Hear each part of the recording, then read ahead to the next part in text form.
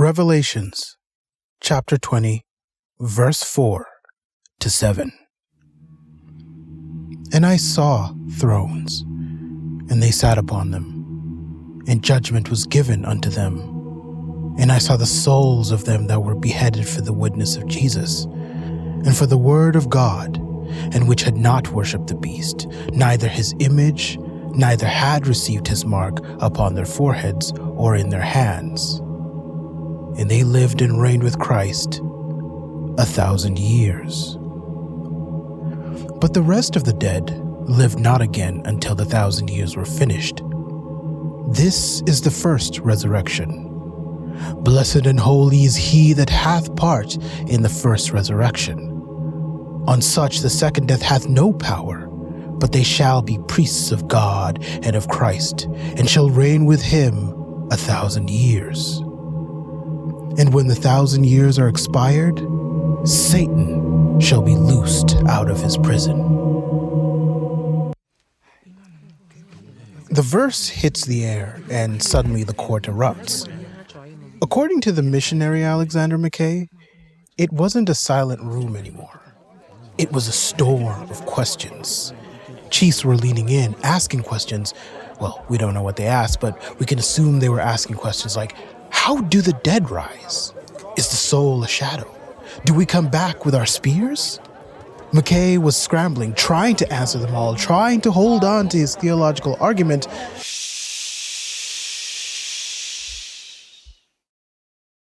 Muteesa, king of Buganda, raises his hand, and the room falls silent.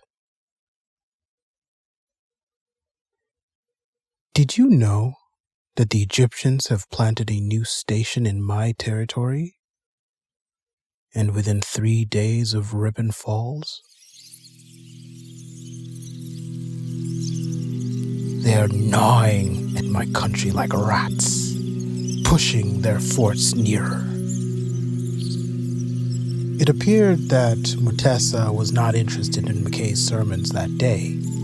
While the missionary preached about the end of days in the book of Revelations, Muteesa was worried about the end of his kingdom. To make matters worse, he was very ill, afflicted with a long-term malady that just wouldn't go away, making him prone to outbursts of rage, including at that moment against Mackay.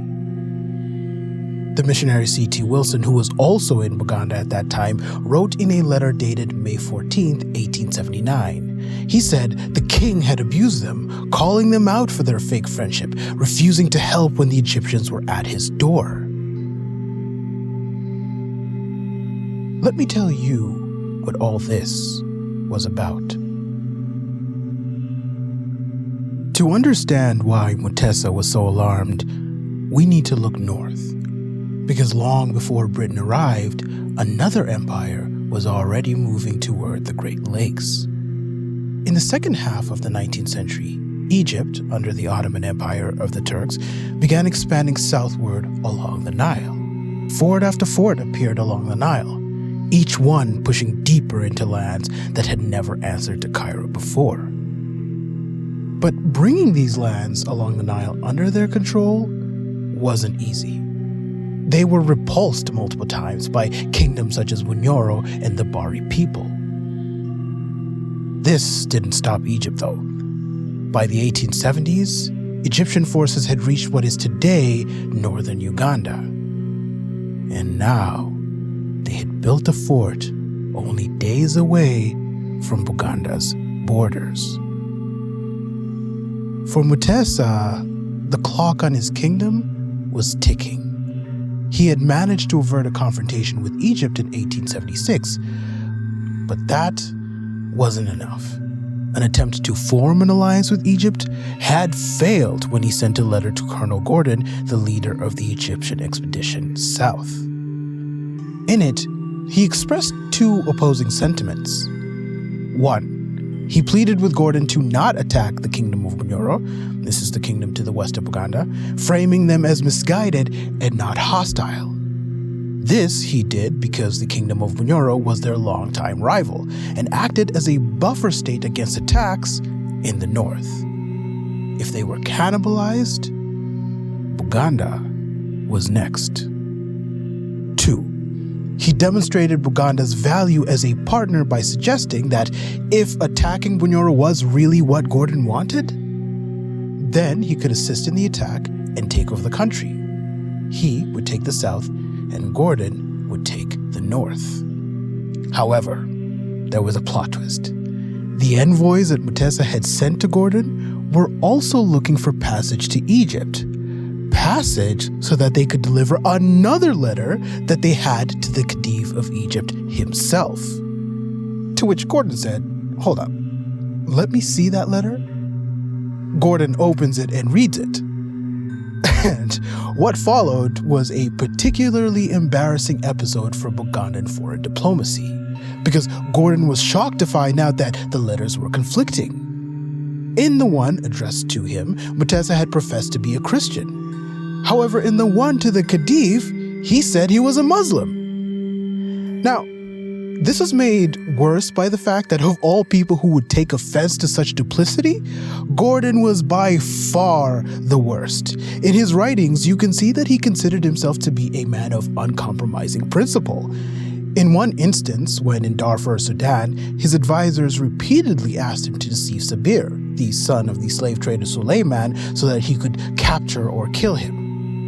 Gordon not only refused, but replied with, open quotes, "If I were to use treachery to them, how could you ever trust me?"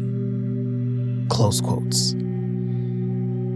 You see the type of man Muteesa was dealing with, right? Gordon continued to point out that how could King Muteesa say that he was a Muslim, yet he had killed many Muslims of Buganda themselves. This is a reference to the 1875/76 massacre of Muslims in Buganda. I did a whole episode on that in 2024. You can check that out. Which, at the time of reading that letter, in 1876, would have been that year. Now, Gordon decides to send them back, telling them that not only were the men sent not capable emissaries, but the one he sends next must be people who can explain to the Khedive of Egypt why he, King Muteesa, had murdered so many Muslims. Whew! This was not good. This was exactly what Muteesa had feared. Before he sent them, he had gone back and forth with his chiefs, trying to figure out the best way to navigate the situation. Should they send a letter to the Khedive of Egypt and bypass Gordon? No, cried some of his chiefs, pointing out that by doing that, they risked defending Gordon, a man who was right outside their doorstep. So, the decision was made to write 2 separate letters to appeal to both. But then came the issue of the Muslim martyrs. His chiefs debated how exactly was this going to go down with the Khedive, to which Muteesa put them at ease, saying that he was justified. Not only were they his people, but they had insulted him. Well, despite all the preparations, the emissaries had failed in the mission assigned to them, and when they came back, they hid from the king. Not their fault, but no one wanted to be the one bringing the bad news to the king, especially since Gordon had said that he didn't think that they were good enough to send to the Khedive. This was a problem for them because when selecting potential envoys, the Buganda chiefs had gone through so much trouble to avoid embarrassment again, like what had happened with the previous envoys sent to Zanzibar. Envoys who were rejected on the grounds that they were not Muslim. Given Gordon's response, Muteesa feared that if the Khedive could have a negative reaction regarding his killing of his Muslim brethren, what about Zanzibar? If they did, that meant he was facing 2 possible retaliatory attacks, one from the north, Egypt, and the other from the east, Zanzibar. Wataki. Wataki. Wataki. Wataki meaning the Turks in Luganda. That was the word the missionary Alexander Mackay kept hearing as a fresh new set of missionaries were said to be on their way from the north. But wait, If they were missionaries, then that meant they were Europeans, right? Why then did the Buganda call them Bataki, Turks? A group of Arabs hurried to the home of Kuluji, Chancellor of the Royal Treasury of the Buganda Kingdom. They implored him that they must speak to the king at once, because they had some secret information that he would very much love to hear. The Arabs told the king that danger was upon the kingdom. According to their allies in Bunyoro, the large kingdom to the west of Buganda, European spies were on their way. These men, they told the king, will come disguised as missionaries. Their aim? To map out the kingdom, then use that information to launch an attack. They further claimed that in fact one of those spies was Mackay's brother. To say that the king was alarmed was an understatement. So he summons Mackay and questions him.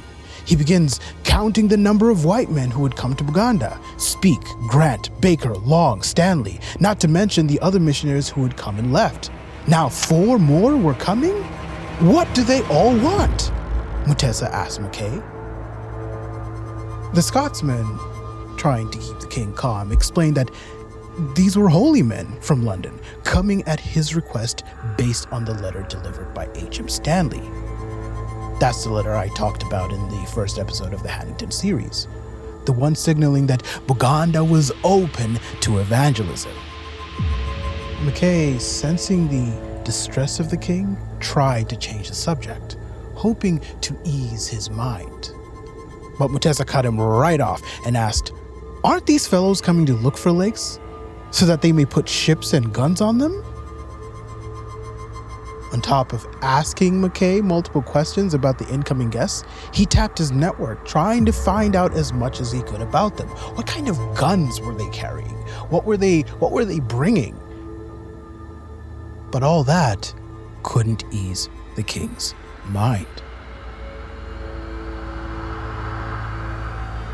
February 14th, 1879. The missionaries arrived and Muteesa received them well.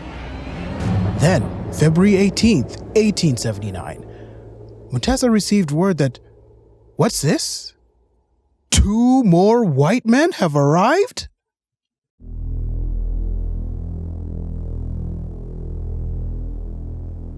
Muteesa asked Mackay if he knew who they were. He said he didn't.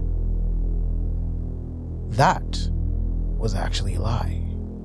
While he didn't know exactly who they were, Gordon had told Mackay that another group was on their way, meaning that on some level, Mackay was receiving intelligence and collaborating with a potential enemy of the state. Muteesa was becoming concerned that the Arabs may have been right all along. The Europeans were a sleeper threat waiting to be awakened. In fact, during Muteesa's outburst that I mentioned at the beginning of the episode, he shouted at Mackay saying, open quotes, "Gordon is an Englishman, and so are you. Why therefore do you take my kingdom away from me?" Close quotes. Mackay denied the accusation. He stated that he had nothing in common with Gordon.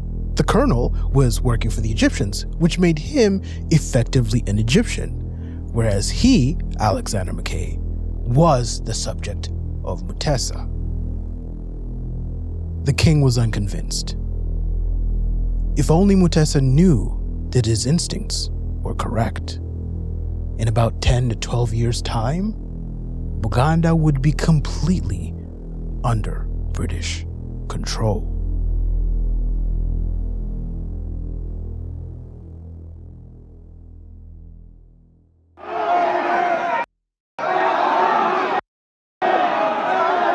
February 28th, 1879. Mackay and his fellow Protestant missionaries, along with some other Buganda followers, found themselves being held at spear point. They were on their way to provide medicine to the French Catholic missionaries whom they heard were ill. However, Along the way, they were stopped by the chief, who said that if they proceeded further, they were going to be killed. The missionaries ignored the warning and pushed on. This would prove to be a mistake.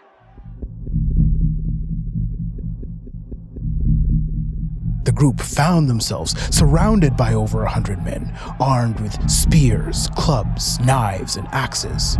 The men would feign attacks at the groups. Mackay himself had his life flash before his eyes as a man feigned an attack with an axe over his head. The Scotsman told everyone to sit down. Sit down in order to calm the situation. And he asked them, what was the meaning of all of this? The chief told him that orders had come from the king, that they must stay put and not be allowed to see the Frenchmen. These are the Frenchmen who arrived on February 18th, 1879. When Mackay went to see the king, he refused to see the missionary. What followed was about a 2-month period of hostility towards the Protestants.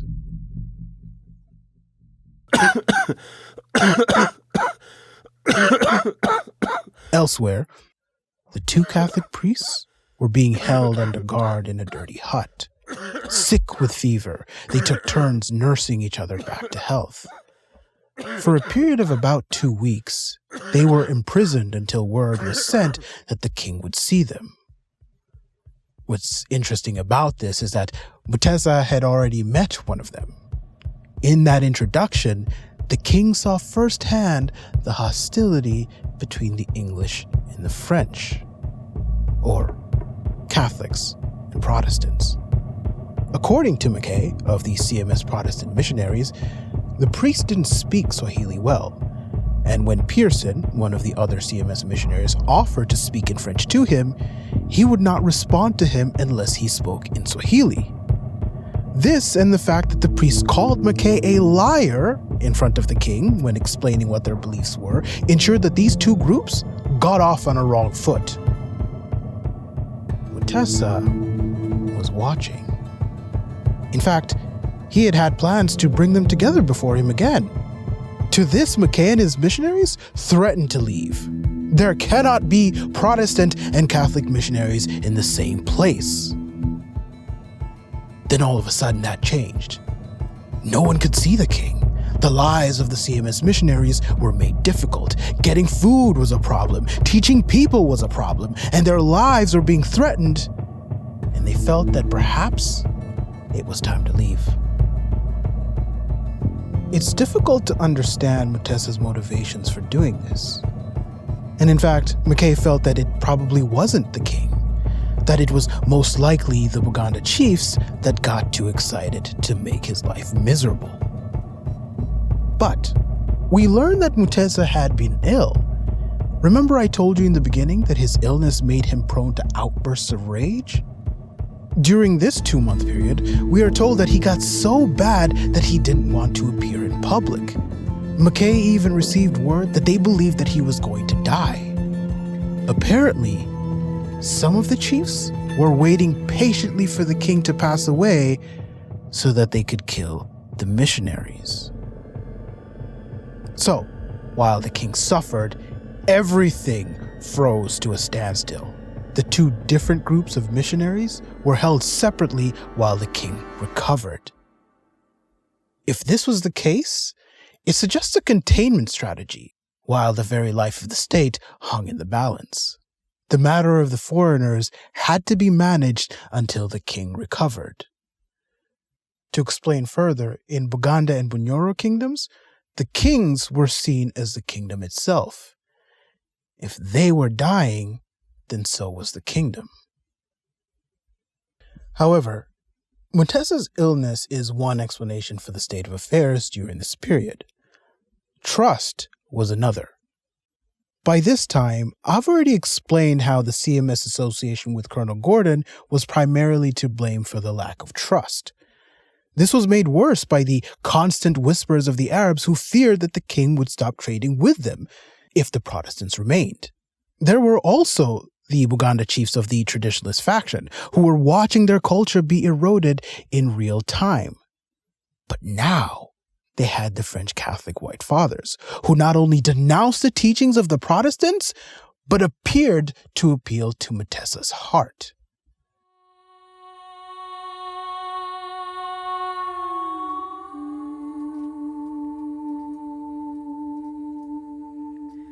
If the CMS Protestants headed by Alexander Mackay were a hammer, the Catholic White Fathers were a scalpel.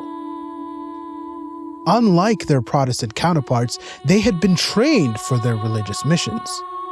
They were under strict orders of instruction on how to act. Instructions that stressed that they do not impose themselves on the natives. They were to assimilate and learn their ways. Basically, they were to be as much of a Muganda as a Muganda was at that time. When it came to the matter of local beliefs, they were instructed to try to understand them before criticizing them. This no doubt endeared them to the Baganda, who found them to be respectful compared to the condescending behaviors of the English Protestants. Now, whether or not this worked on King Muteesa and his chiefs is hard to pin down. But what followed during that year was that he leaned more and more on the French over the English. He granted them a place close to the palace so that they could teach. Father Lordell, nicknamed Mapera by the locals, would come over and teach the catechisms to the king. He noted how attentive Muteesa was, how he refused to move on until he grasped certain concepts.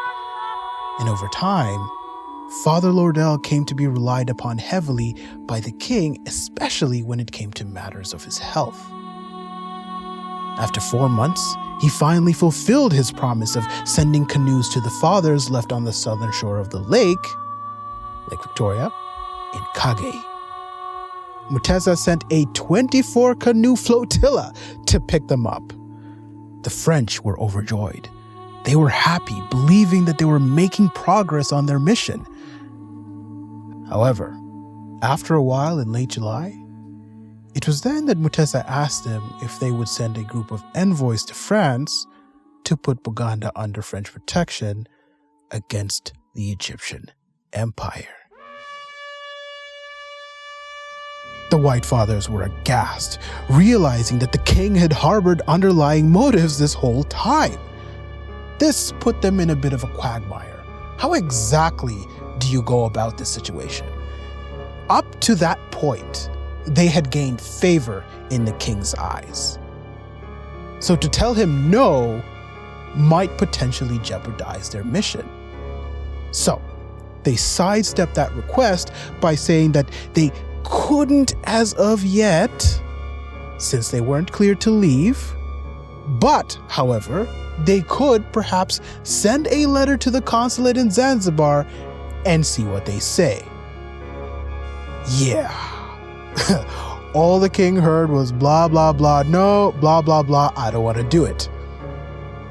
It was then that, according to one source, Muteesa shifted his attention back to the CMS.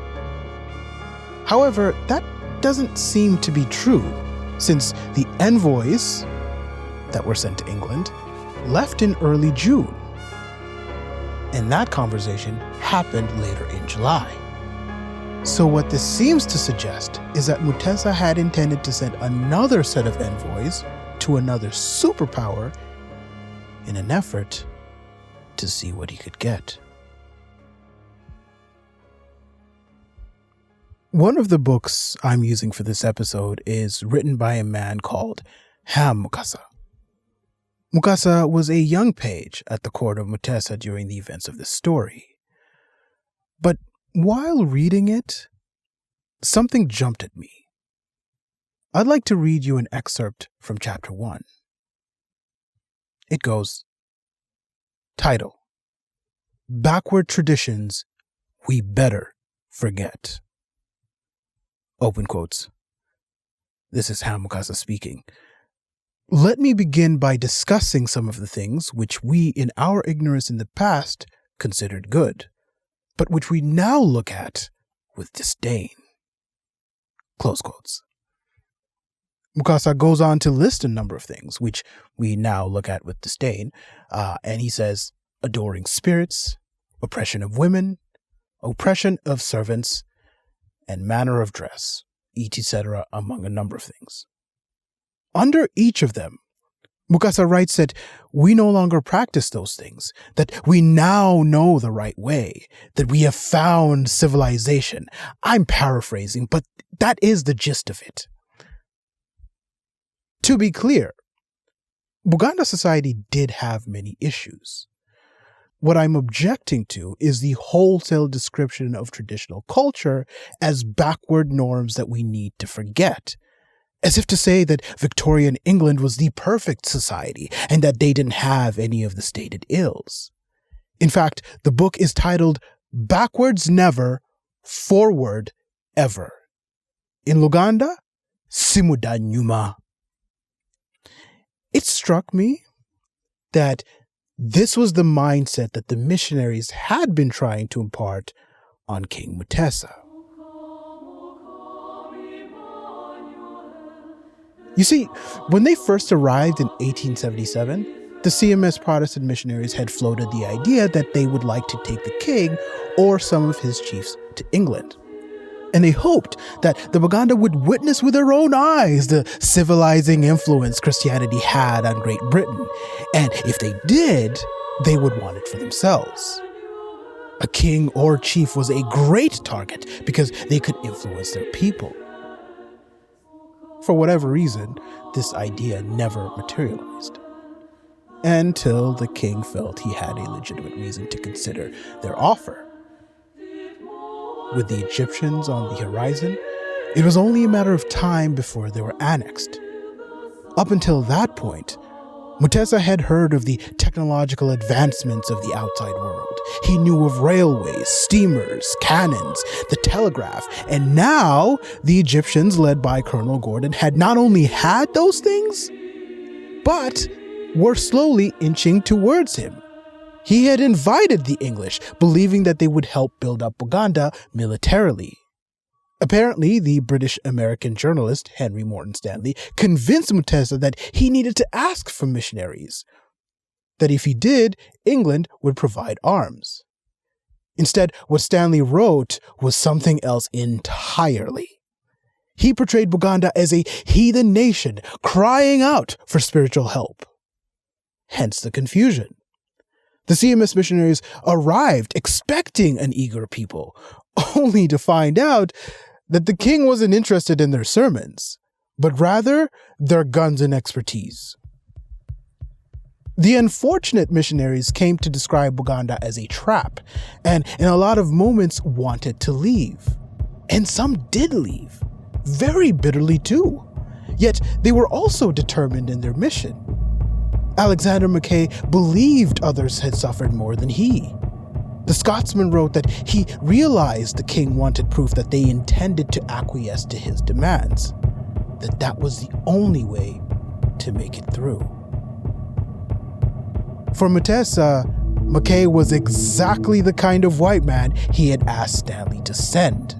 He was an engineer. He built things with his hands, and as much as he hated doing it, fixed Buganda's guns.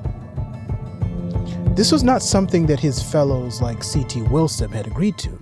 Their mission was to convert the Buganda, not to participate in their politics. Wilson's bitterness clearly showed. In his recollection on why the missionaries agreed to send the Buganda envoys to England, they wanted to impress upon Muteesa how insignificant his kingdom was in the grand scheme of things. In fact, he wrote that Buganda had no respect for the white man. This was very obviously not true, because Muteesa had leaned a lot on people like Mackay, Father Lordell, and later the Irish Reverend Philip O'Flaherty. The name of the game was usefulness. If all you had to offer were sermons, Muteesa had no use for you. In fact, the king had a round table of orators who each brought different things to the table. There was Toli, a native of Madagascar who fixed guns. There was Mafuta, a former slave from the current-day country of Malawi who wrote for him. And so on and so forth.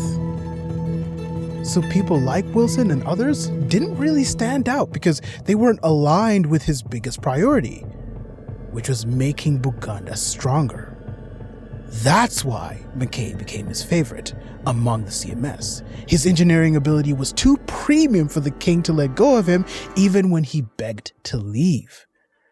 And this must have sparked feelings of envy among the others as they were simply overlooked by the king. As untrustworthy as the CMS appeared to be to Muteesa, it was undeniable that they came from power. Even one of their own was a leader of an armed force headed his way. So knowing that, why not go to their leader instead? Why not go to their queen? Muteesa then made his offer to the CMS.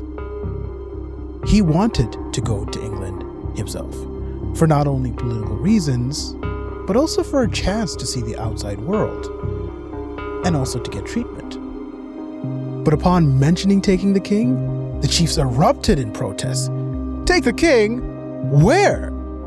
They pointed out that first of all, ain't nobody greater than our king, so he doesn't go to other nations, they come to him. Second, sending a chief to a foreign land to bow before another king was simply out of the question. Why? Because, refer to point number 1, ain't nobody greater than our king. Now, this line of reasoning was designed for Muteesa. It was flattery, but flattery based on solid ground. The bigger reason they were against this was because of the dangers of long-distance travel. I've already made it clear how perilous the journey from Buganda to Zanzibar was when I talked about the missionary James Hannington in other episodes. To take the king so far from his kingdom, for God knows how long, expose him to dangers they couldn't manage, was a wild proposition.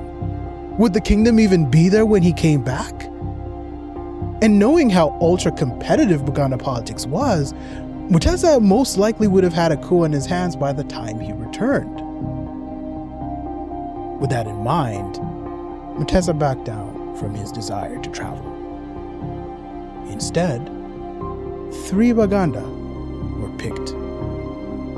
Their names were Namukadde, Katuluba, and Machichi, otherwise known as Sabadu. And on June 16, 1879, the Envoys left for England.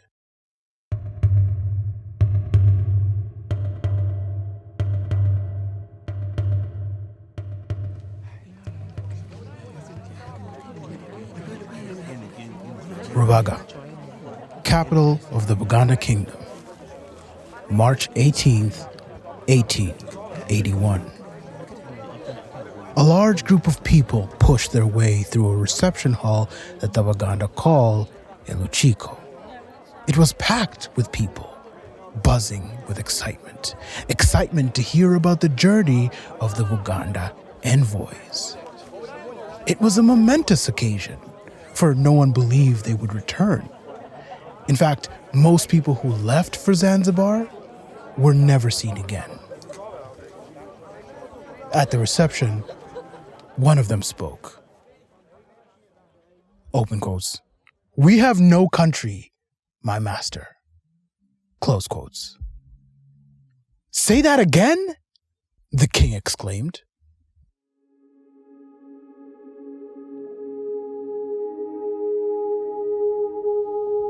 The envoys would go on to narrate their experience, painting a whole world that Baganda listeners had never seen. They spoke of massive stone buildings, ships as big as hills, bells hung on churches that could be heard up to 50 miles. They spoke of railways, or as they described them, wooden houses that moved on their own. This was that moment. This was what the CMS missionaries had been waiting for. That moment where a previously closed-off people encountered the full scale of a global power. That moment when Japan faced the gunships of Commodore Perry of the United States in 1853. The Buganda were meant to be awestruck at the power of the British, and they would attribute it to Christianity. Did it work? Well, as the envoys were narrating about how the queen's house was made of glass and was also made of gold, and the chairs were made of ivory, Muteesa shouted, "Stop!"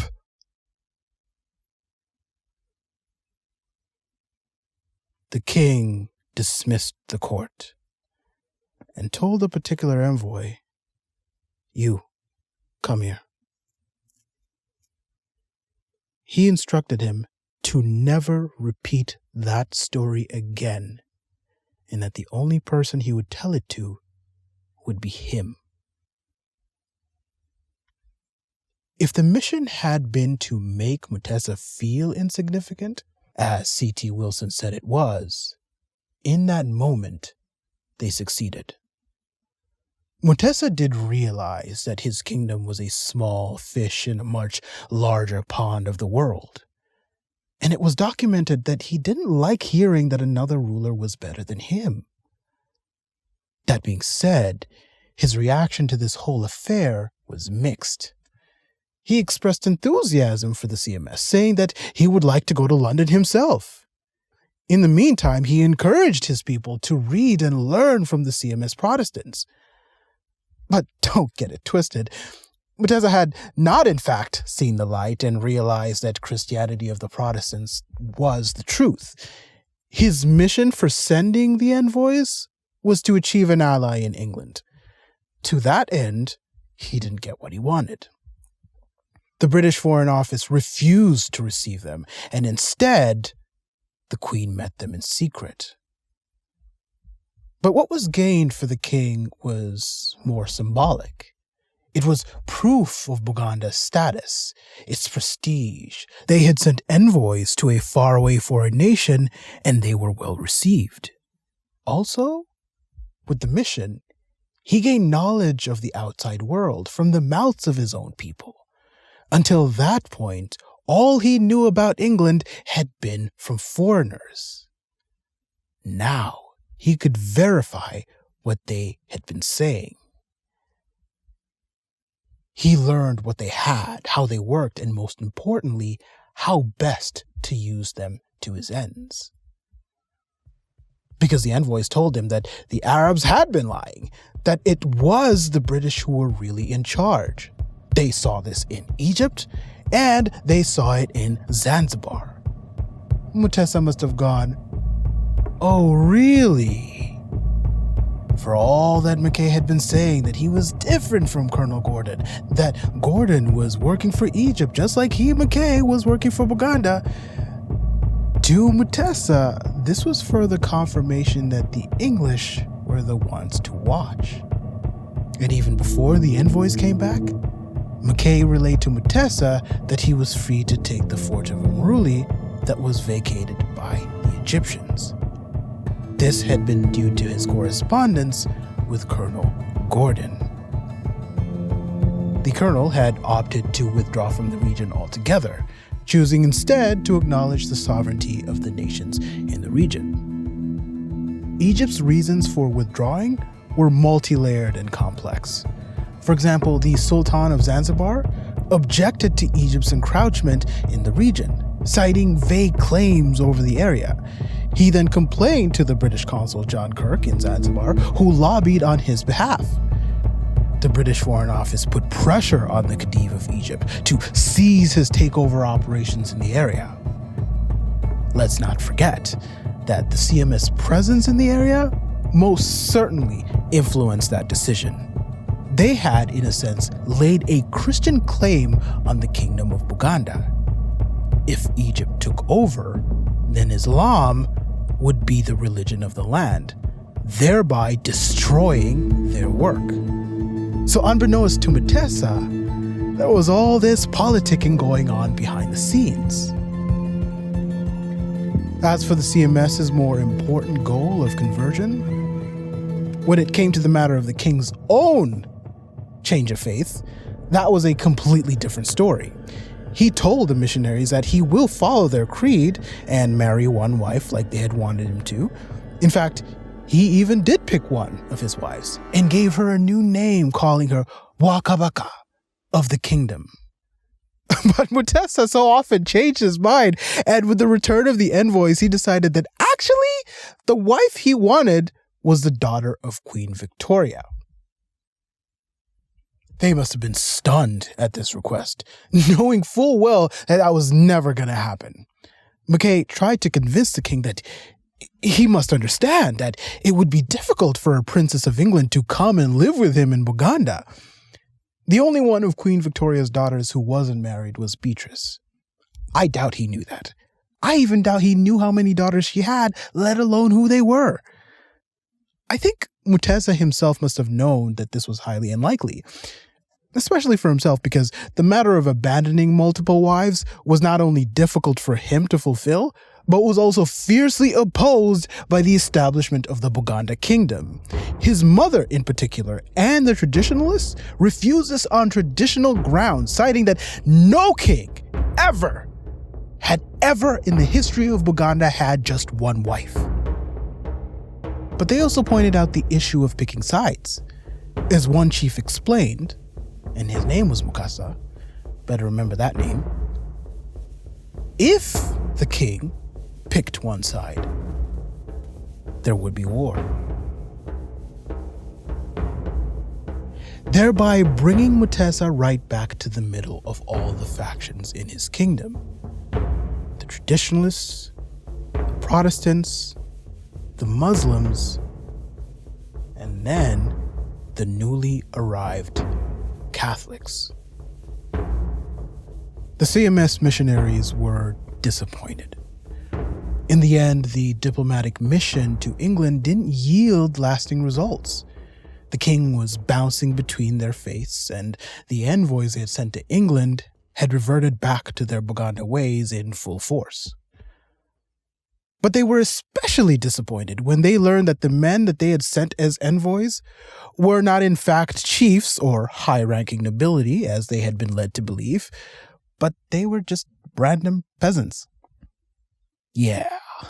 And Muteesa threw it in the face of the missionary Alexander Mackay, saying, open quotes, "You Bazungu, white men, can make many wonderful things, but my magezi-gezi, cunning, is much superior to yours. Did I not send slaves to Ulaya, Europe, and did the Bazungu not believe them to be chiefs?" Close quotes. I don't know what he said to trigger this response. It is well documented that Muteesa could be a bit mischievous and had a tendency to sometimes stir the pot for his own amusement, particularly regarding the arguments between the religious factions that had formed in his kingdom. But to attribute this to nothing but pettiness is to downplay Muteesa's chess moves. As I told you earlier, none of the chiefs wanted to go, because if they had, it would have been seen as them bowing to another king. Secondly, Muteesa was very aware of the intentions of the CMS. Some of his chiefs had converted to Islam, and he saw how that went. Now, imagine if he actually did send someone with real authority to England. What would that person do on their return? Better yet, how would they be perceived by the people? In fact, in Buganda and Bunyoro, both kingdoms had a tradition of having the most powerful chiefs stay around the capital most of the time and only leave occasionally. This was to limit their ability to gain independent prestige in their hometowns. Which makes point number one very interesting.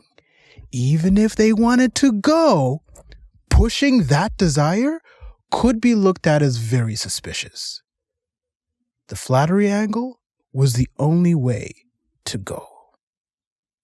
So, by sending peasants, they were in no position to be able to enact any form of change, hence why Muteesa swore them to secrecy.